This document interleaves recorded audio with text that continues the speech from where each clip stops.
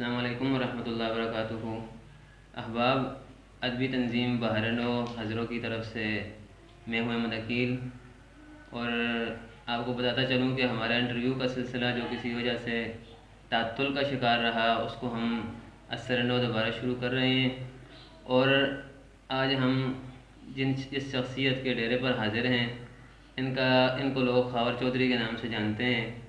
بہت ہی علمی اور قلمی شخصیت ہیں، اور ان کا بہت سارا کام جو ہے تصنیفی حوالے سے ماشاءاللہ پورے ملکی سطح پر جو ہے ہماری نمائندگی کر رہا ہے، اور یہ ہمارے لیے بڑی خوشی کی اور ہمارے اعزاز کی اور سعادت کی بات ہے۔ تو بحرنو ادبی تنظیم کا جو ایک سلسلہ ہے، وہ ایک تو یہ ہے کہ نوجوان نسل کی جو ہے رہنمائی اور ان کو ساتھ لے کر چلا جائے، اور دوسرا ساتھ جو ہے کہ سینئرز کی جو ادبی خدمات ہیں اس کا اعتراف کیا جائے۔ تو یہ اسی سلسلے کی ایک کڑی ہے، اور اس سلسلے میں ہم حاضر ہیں خاور چودھری صاحب کے پاس۔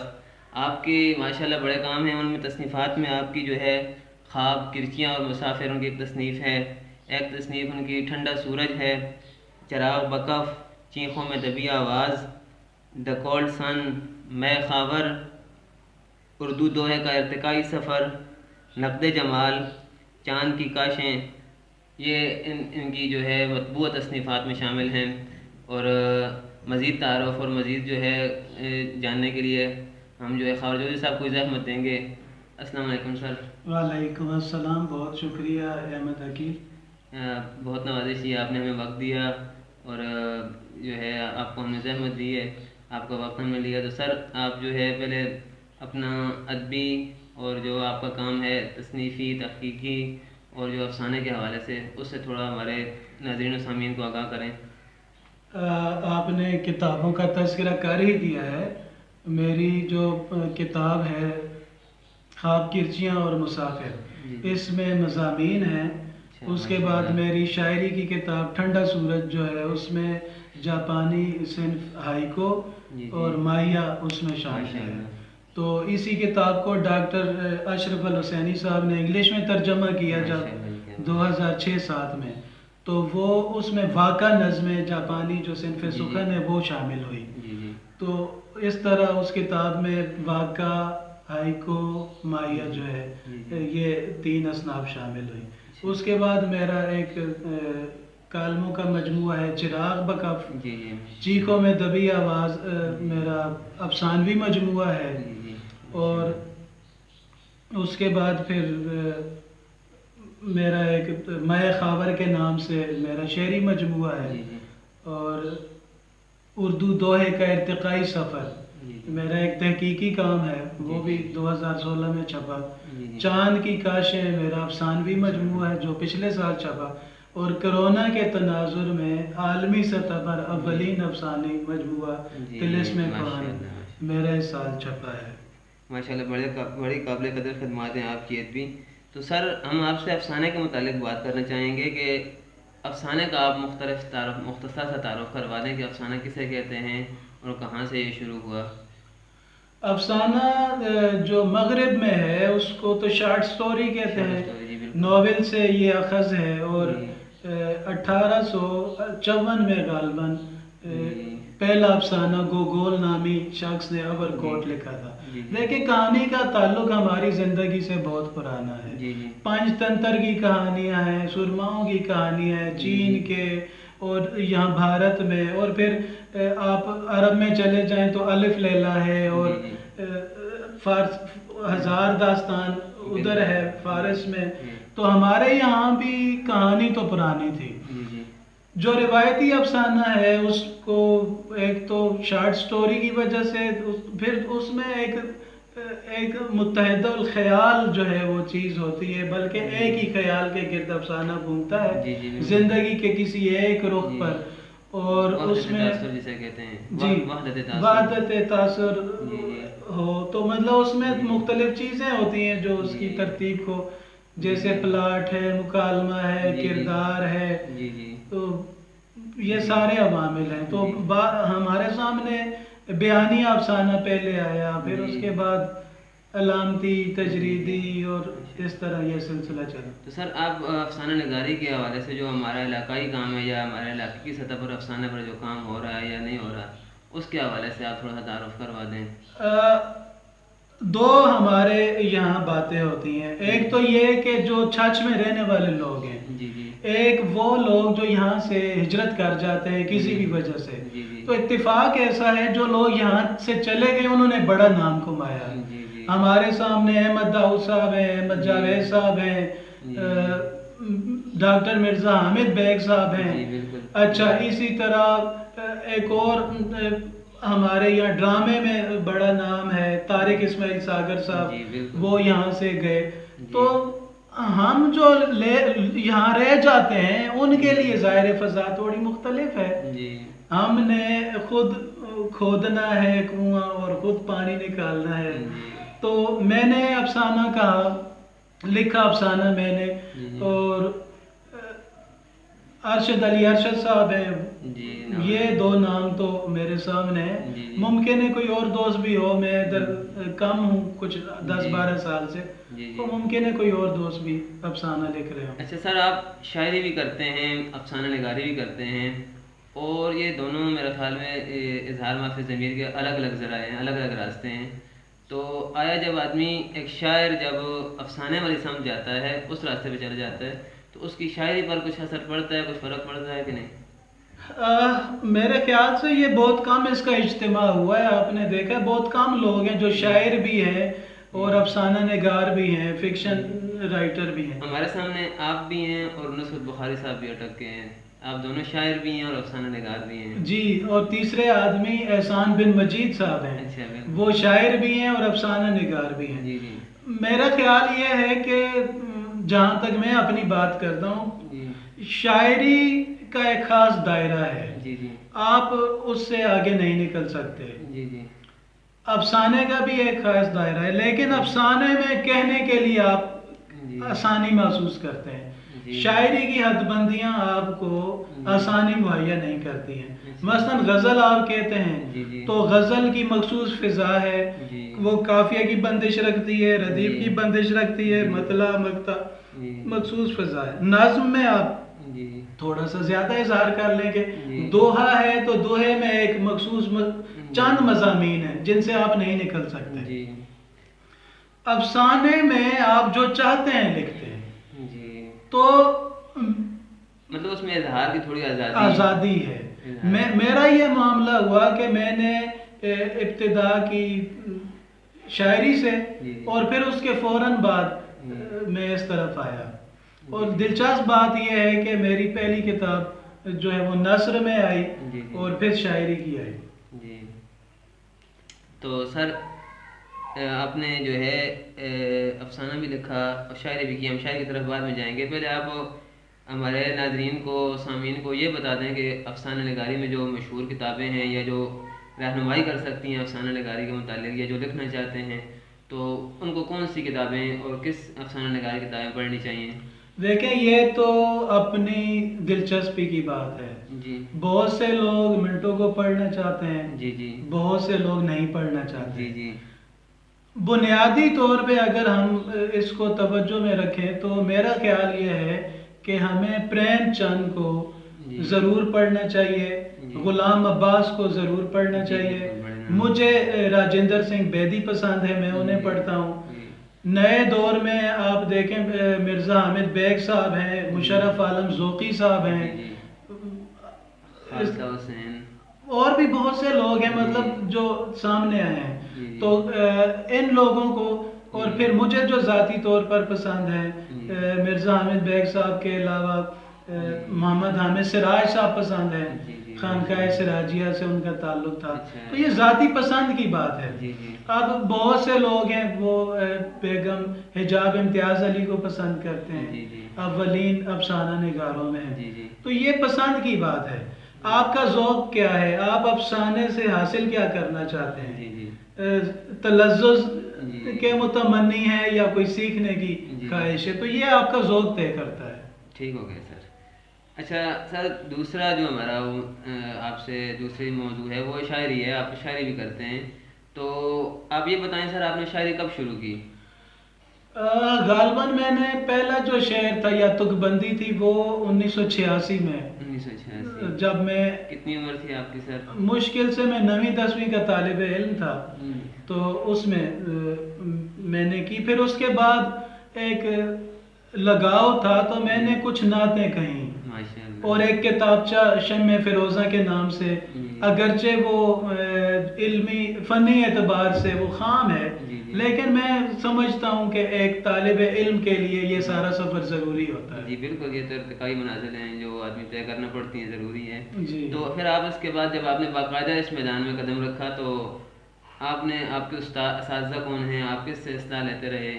جی یہ بڑی دلچسپ بات ہے. جب میری یہ کتاب شائع ہوئی تو میں حضروں کے کسی شخص کو نہیں جانتا تھا، کسی سے میرا کوئی تعارف نہیں تھا، کسی سے، حتیٰ کہ یہ قریب ترین کے لوگ، فہیم ہو گیا اور جو دوست ہیں، ان سے بھی کسی سے تعلق نہیں تھا.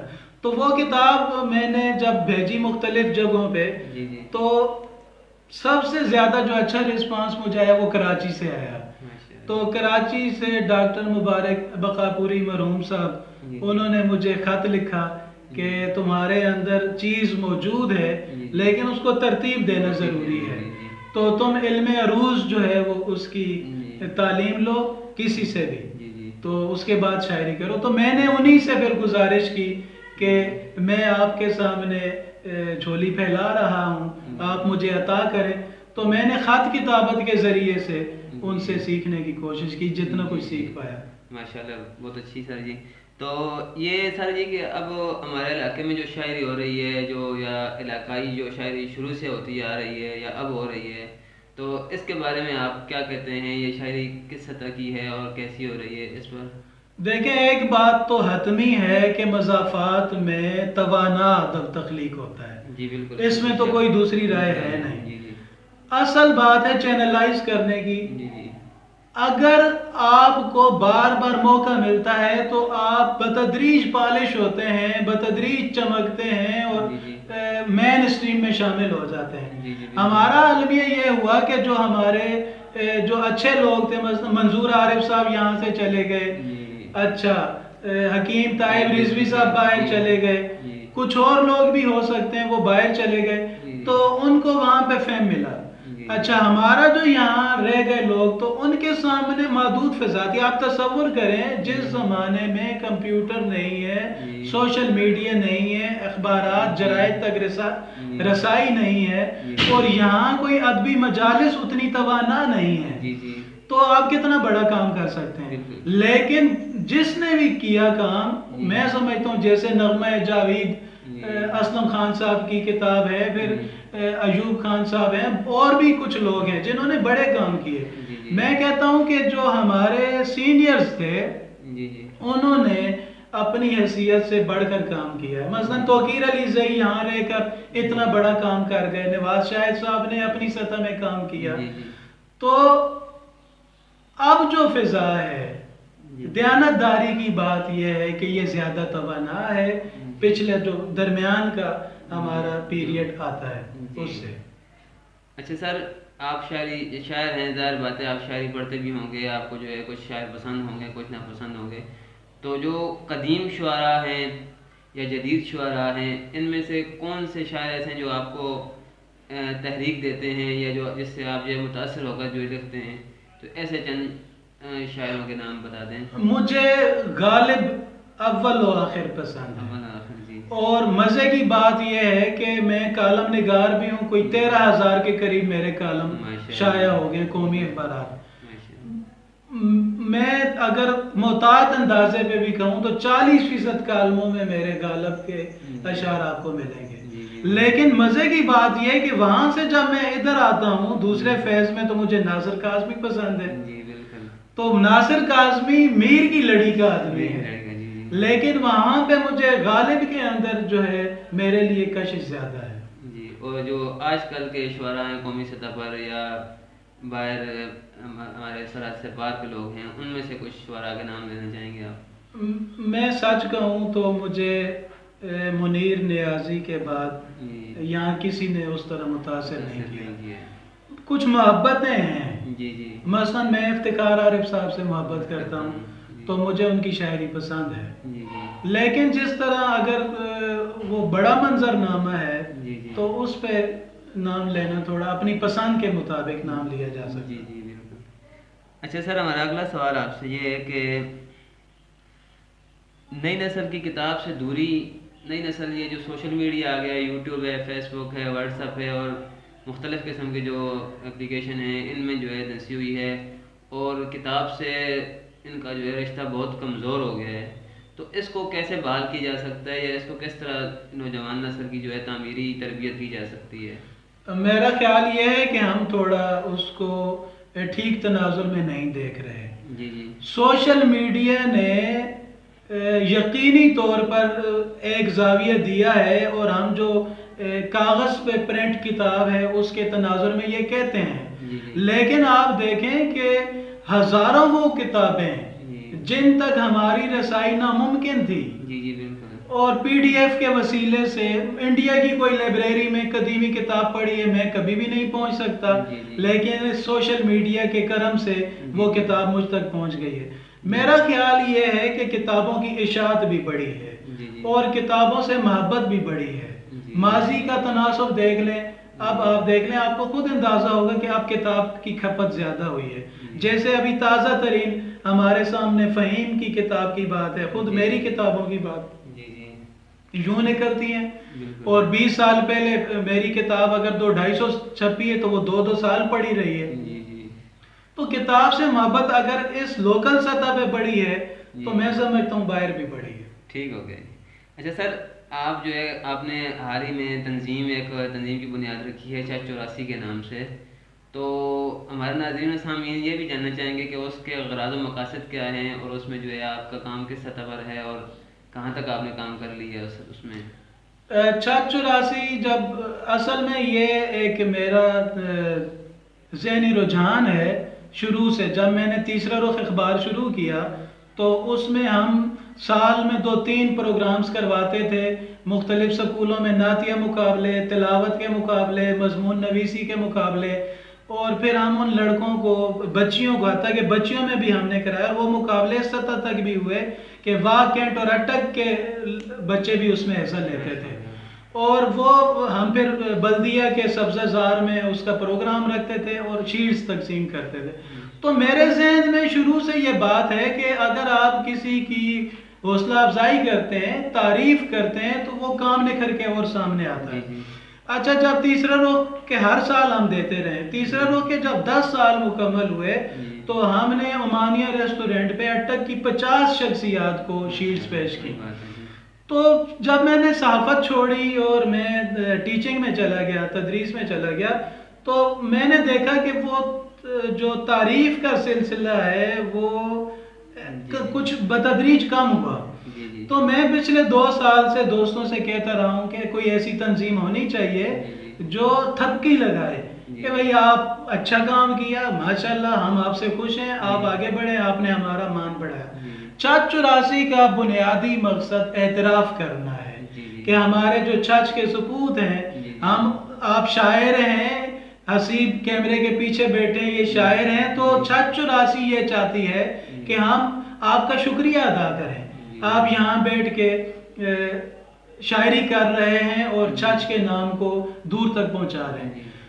ہم نے جب عبوری تنظیم تھی اس وقت ہم نے 25 سے 28 لوگوں کو سند امتیاز دی. پھر اس کے بعد ہم نے پیج بنایا 84 کے نام پہ اور اس پہ ہم تقریباً 70 کے قریب چھچ کی مختلف شخصیات کے جو ہے تعارف دے چکے ہیں. اب اس میں ایک ویرائٹی ہے، پوری ثقافت ہے، پورا رنگ ہے. ہمارے ہاں علماء ہیں، ہمارے سرپرست عالم ہیں، ہمارے ہاں تعلیم سے تعلق رکھنے والے، سیاست اگرچہ ہم نے اس طرح نہیں انوالو کی لیکن سیاست سے دلچسپی رکھنے والے لوگ ہیں، ادب سے، صحافت سے، حتیٰ کہ موسیقی سے. ہمارے ایک عہدیدار جو ہیں نزاکت خان چاچی، ان کا سراسر تعلق موسیقی سے. تو ہم نے چھچ کے تمام رنگوں کو یکجا کیا. اس کے بعد ہم نے سب سے پہلے توقیر علی زئی کی برسی پہ توقیر علی زئی ادبی ایوارڈ کا اجرا کیا. پھر 14 اگست میں ہم نے 15 مزید جو ہے ایوارڈ جاری کیے ہیں، جو انشاءاللہ 14 اگست اگلے سال، یا دن کا تعین تو میں ایسے نہیں کروں گا، لیکن 14 اگست کے تناظر میں ہی ہوگا۔ تو ہم پھر کوئی خیال یہ ہے 45 کے قریب چرچ کی شخصیات کو ہم وہ ان کا اعتراف کریں گے، ہم کیا دے سکتے ہیں، ان کا اعتراف کریں گے اور ان کو سلیوٹ پیش کریں گے۔